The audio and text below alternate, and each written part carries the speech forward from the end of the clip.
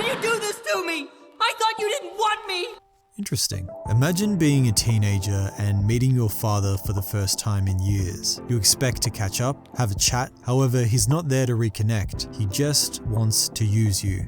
Welcome to Episode Analysis, where I break down individual anime episodes and explore what's at their core, using only what's shown within the episode. In this video, we're exploring Neon Genesis Evangelion, Episode 1, Angel Attack. The episode introduces the series' central conflict, the Angels, Titan-like beings that devastate the Earth, and humanity's countermeasure, the Eva. Although the episode is packed with action, the main concept is about a fractured father-son relationship.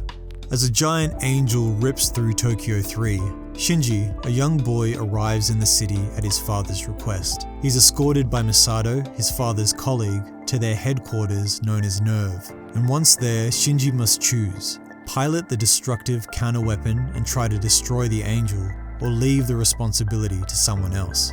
To understand Shinji's reaction here, we can look at his introductory frames. He appears as a shy schoolboy, alone in a new city, dressed in a white shirt, slacks, and backpack, a clear fish out of water. The earthy greens of the nearby foliage and the calming blues of the sky and houses give his early scenes a relaxed, summery feeling, reinforced by the chirping of insects in the soundscape.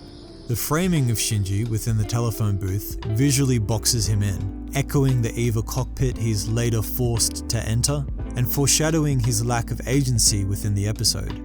Comparatively, Shinji's father, Gendo, is the leader at Nerve, the mysterious organization that controls the Evas. He is cold and calculated, keeping his gaze hidden behind his glasses, which prevents the audience from connecting with him. His face is partially obscured by his hands, and the frame deliberately keeps him hidden until he is revealed after Shinji's line. You do know what he does, don't you?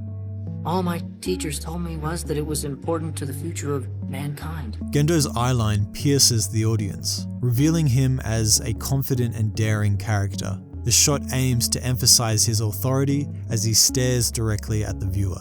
While we continue breaking this down, if you're enjoying the content, I'd love for you to be a part of our community. So feel free to hit subscribe and let's jump back in. The episode's climax occurs as Shinji and Gendo reunite. The framing establishes a clear power imbalance. Gendo stands on a raised platform, while Shinji remains below on the pilot floor beside the Eva. The display next to Gendo transmits his son's voice, reinforcing the emotional distance created by communicating through a screen rather than face to face. And by positioning Shinji as an object of observation, we can further understand Gendo's perspective, which is to view his son as something scientific, rather than approaching him with paternal instinct.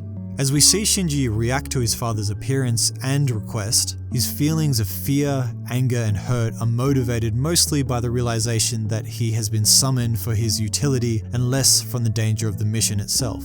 Why? Why did you have to call me now, Father? Because I have a use for you. If a friend asks you to help carry a heavy backpack, the task can feel rewarding and supportive of the relationship.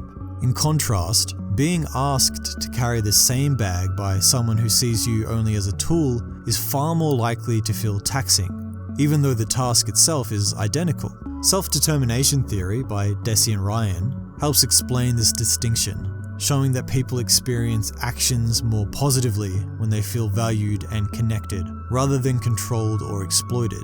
As a result, our emotional response to helping is shaped less by the action itself and more by the relationship and intent behind the request. This relationship is what makes the entire episode less about piloting the Eva and destroying an angel, and more about how a child is seen and valued by his father.